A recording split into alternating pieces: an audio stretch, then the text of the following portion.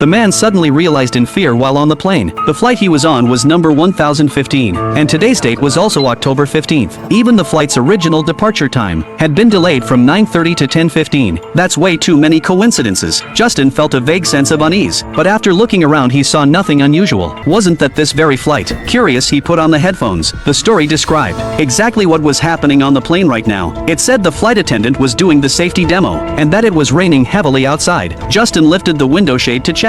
Sure enough, it was pouring outside. Then the man in the MP3 said that in 1 hour, the plane would vanish from radar and never reappear. Justin thought it was kind of funny, but suddenly the plane jolted.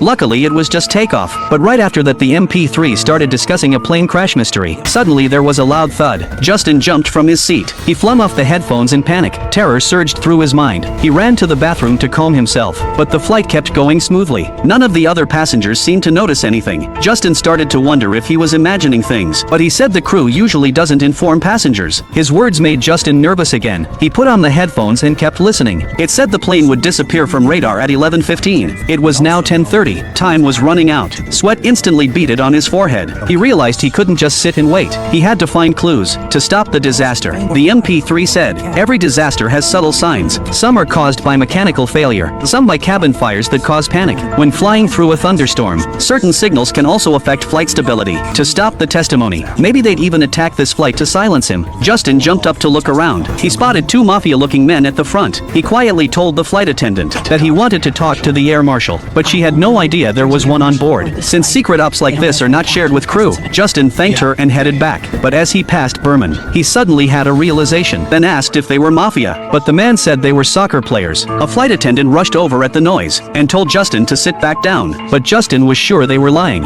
and demanded the crew check their IDs. The cabin broke into chaos. The captain came out, said Justin was endangering other passengers, and told him to sit down and stay quiet. The plane would vanish completely. Just then, the captain pulled Justin aside and asked if he had mental issues. Everything from the MP3 was coming true, but Justin knew no one would believe him. He begged the captain not to say, "Good night New York" in 14 minutes. Everyone thought he was insane. The MP3 said the plane would disappear after entering a storm zone. The question now was there any way to stop the tragedy? Suddenly Berman sat beside him. He said he completely believed Justin. With his flying experience, at 30,000 feet, anything was possible. Justin finally felt a bit of relief. Someone believed him. Then he had a thought. If Berman really was a pilot and had flown this kind of plane, to avoid panic, it was now 1 minute to 11:15. Berman gave Justin an oxygen tank, said once the crisis was over, they'd meet again. A sense of mission surged through both of them. You are saving these souls.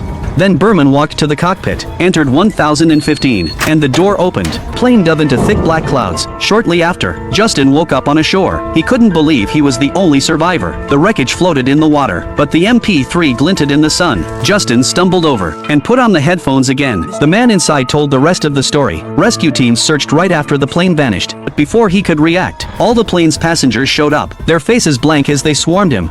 Hey, I tried to save us. But they closed in like zombies and devoured him to nothing. Even at the end, Justin didn't know if he was right or wrong.